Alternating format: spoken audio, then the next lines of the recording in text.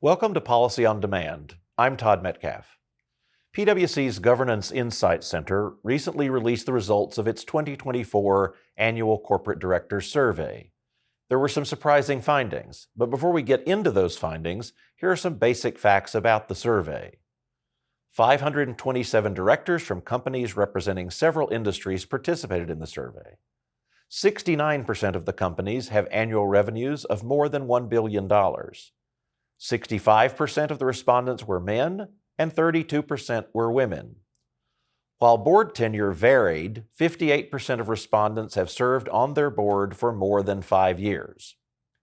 Now, on to the interesting part, the findings. Joining me to discuss the results of the survey is Paul DeNicola, a principal in PwC's Governance Insight Center. Paul, welcome. Thanks a lot, Todd.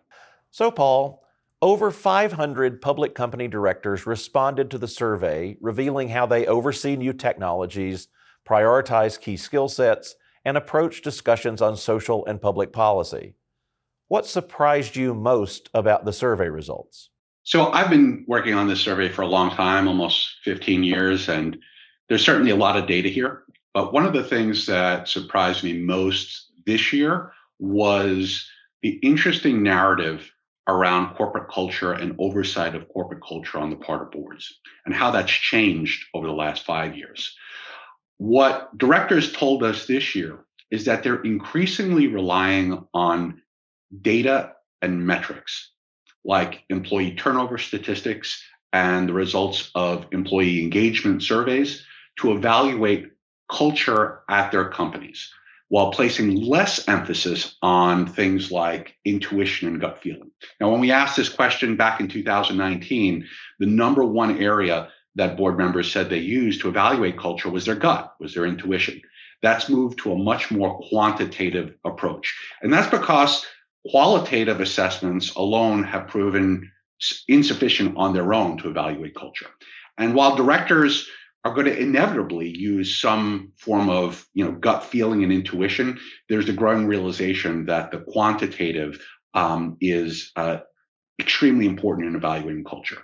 I will say, though, interestingly, because we're able to split our survey from a gender perspective, from a company size perspective, from a board tenure point of view, on this topic of culture, interestingly, male directors still tend to rely more on gut feeling when it comes to evaluating culture than their female counterparts, 61% versus 53% for women.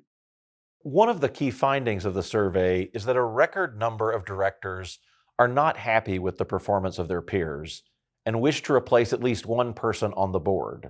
What is driving this trend, and what actions could or should directors consider taking? So we've been asking this pretty basic but controversial question for a fair number of years. And we ask, do you think that someone on your board should be replaced? And we hit a high watermark this year. I think you can attribute this to a number of factors. Basically, there are greater expectations of boards more generally. And those greater expectations of boards and individual directors has resulted in board members themselves having higher expectations of the people that are sitting to their left, their right, and across the table. That's one issue. Another is that the scope of board member responsibilities has expanded into areas that 2 or 3 or 5 years ago, board members weren't focused on necessarily.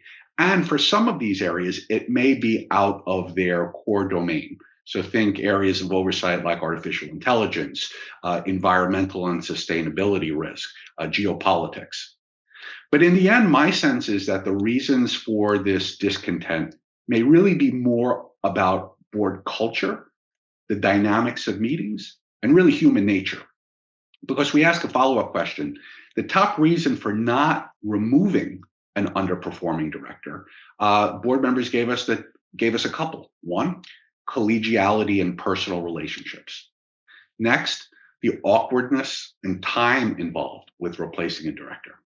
And finally, and perhaps most importantly, board leaderships, whether that's the lead independent director or the chair of the board, that person's either being unwilling or incapable of having really difficult conversations about individual director performance with that director.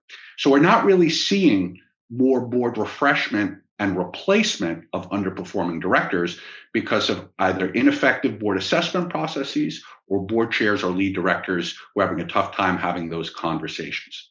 So that's why I think you have the level of director discontent at that high watermark. So, given that level of discontent, can you talk about the sort of skill sets and attributes directors hope to add to their boards over the next year? So maybe some context first.